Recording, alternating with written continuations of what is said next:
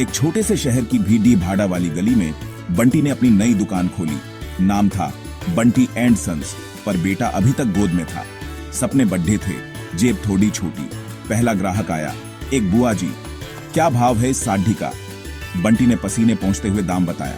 बुआ जी बोली, इतना महंगा? आधी कीमत में दे दो बेटा।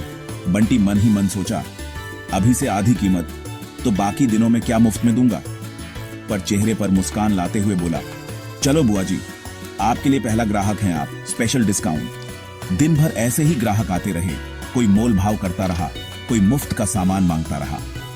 शाम को बंटी ने अपने बेटे को देखा और सोचा, लगता है बेटा एंड सन्स वाला प्लान अभी थोड़ा और टाइम के लिए होल्ड पर रखना पड़ेगा।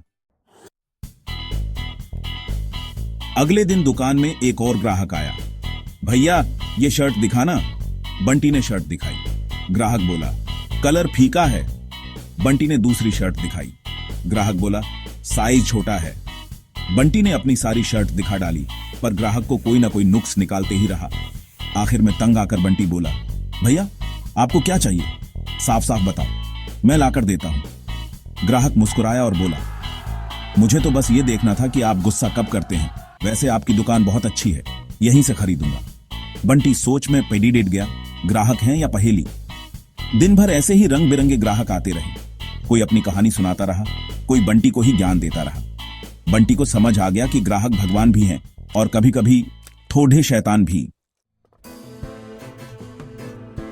एक दिन बंटी का दोस्त छोटू आया। बोला, यार मेरा थोड़ा माल रख ले अपनी दुकान में, बिक जाएगा जल्दी। बंटी ने दोस्ती निभाई और छोटू का सारा माल रख लिया। छोटू का माल था ही अजीबो गरीब, चमकते चश्मे, अजीब आवाज वाले खिलौने और पता नहीं क्या क्या। ग्राहक आते थे, हंसते थे और चले जाते थे। बंटी परेशान हो गया। एक दिन छोटू आया और बोला, यार मेरा माल बिका? बंटी ने गुस्से से कहा, हाँ तेरा माल तो बिक गया, मेरा माल बिकने से रहा। अब तू ही बता, दोस्ती और व्यापार ये खिचड़ी है या बिरयानी? छोटू हंसते हुए बोला, अरे यार मजाक कर रहा था, तेरा नुकसान नहीं होने दूंगा। चल सारा माल वापस ले जाता हूं और तेरे लिए बिरयानी भी लाता हूं। कुछ हफ्ते बाद बंटी की दुकान पर फिर से भीड़ लगी थी, लेकिन इस बार लोग खरीदारी नहीं कर रहे थे बल्कि हंस रहे थे। दरअसल बंटी ने अपनी दुकान को एक स्टैंड अप कॉमेडी क्लब में बदल दिया था। उसने अपने सारे बिजनेस अनुभवों को मजेदार चुटकुलों में बदल डाला।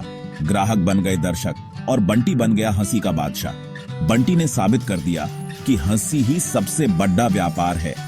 अंत में बंटी ने अपने बेटे को गोद में उठाया और कहा, देखा बेटा, बंटी एंड सन्स का सपना तो पूरा हुआ, बस थोड़े अलग अंदाज में।